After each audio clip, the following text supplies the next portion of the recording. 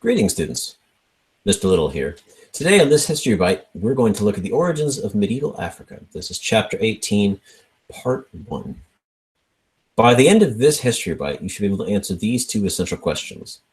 How did the Bantu migrations lay the political, economic, and cultural foundations for medieval Africa? And how did the traditional African beliefs make it possible to blend new religions like Christianity and Islam within pre-existing religions? Let's dive into it. Let's first talk about the Bantu migrations. So, major migrations of the Bantu people across sub-Saharan Africa, which occurred in several waves between 1000 BCE and 800 CE. Now, their origins are believed to have been somewhere north of modern Cameroon. And the reasons for these migrations were because of overpopulation within their homelands that prevented people from being able to farm effectively, as well as some small-scale climate change that was spreading the Sahara further south than it previously had been. So with those two things in mind, the Bantu people began to spread out from their homelands and into southern Africa. However, it would be incorrect to call the Bantu people nomads. They were not nomads in the traditional sense because they practiced farming. More than just practicing farming, they actually spread farming to southern Africa. They also had iron technology that made all this farming possible, which they also spread to southern Africa. And in particular, they used this iron technology to conquer, so to speak, the jungles of Central Africa by chopping down trees and building small communities. These small communities would eventually form the basis of several larger states referred to as Bantu states. Here's a map. So most Bantu groups were relatively small and also based on kinship ties, which makes them sound similar to nomads, but that would also not be a correct assumption.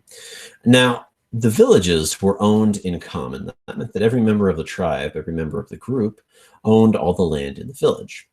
However, there may be several villages that together became what we call a chiefdom, which is when one or several leaders united villages and kind of set themselves above kinship ties. And this happened a little bit in some of the early Bantu migrations. It later led to the creation of some bigger cities, such as Djenedjenu, which is one of the earliest cities in sub-Saharan Africa. And it was a great trading center. It had large walls. Outside those large walls, they practiced large-scale agriculture. They traded manufactured goods with other parts of Western Africa. And this is an example of how sometimes chiefdoms can supersede kinship ties and then create things that we would recognize as cities or settled societies. And sometimes these cities would then grow into even larger settlements and form kingdoms. Some kingdoms that we will later encounter include the Kingdom of Congo, as well as the Great Zimbabwe, which started out as small Bantu communities. Now, of course, a region as large as Africa, it's hard to make general statements about religion. However, in general, when discussing religion and culture, almost all Africans acknowledged some sort of creator god that was above all. Now, this takes a different shape depending on where you're talking about, but there's always a creator god. There are also spirits on the earth. All items sometimes have some sort of spirit. Sometimes it's powerful, sometimes it's not powerful. The deceased ancestors and family members also continue to play a role in people's lives. You can be haunted by an angry spirit if you are not a righteous person or if you killed somebody.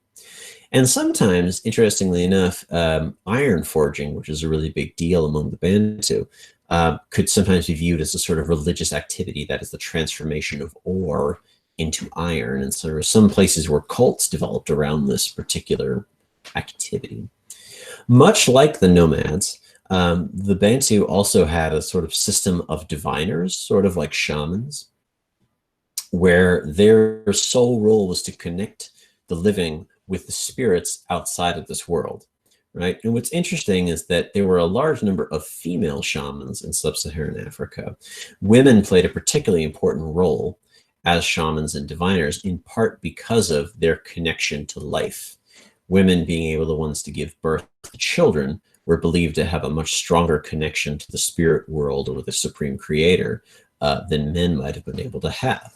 And so this is a very interesting sort of shift from religions being dominated by males to religious life being dominated by women. When the major religions from Afro-Eurasia were introduced into Africa, Islam and Christianity specifically, they did not have a large impact. As we'll talk about later, really only the rulers adopted these religions. The people continued to mostly stick to their own beliefs as described above, although they may have on the surface adopted, say, Christianity or Islam. They usually continue to acknowledge their ancient ancestors, or they usually continue to consume their traditional food or practice some traditional rituals. Sometimes these were infused into Islam or Christianity, a process called syncretism, which we'll talk about a little bit later. Now, because slavery is going to have a very large impact on the course of this course, we have to talk a little bit about slavery in Africa right now. So it's important to understand that slavery in Africa has a unique geographic component. Because land ownership is held in common, it's not an individual ownership of land. And also a very small amount of land across Africa is actually suited for farming. This means that the way one displays wealth, the way that one displays power is not via the ownership of land, but via the ownership of slaves as a symbol of wealth generation. You may not have a lot of land, but if you have someone who works the land for you, then you have wealth and or you are powerful in society. And so within African societies, within these Bantu chiefdoms, there was a small-scale slavery that did exist. External trade later made slavery into a profitable enterprise. So, for example, in the early days of the external slave trade, most slaves were purchased by Islamic merchants and went to work as domestic workers in the households of rich individuals. A number of slaves were actually imported into Mesopotamia, aka like the Middle East and Baghdad, to do agricultural work for the Abbasid Caliph.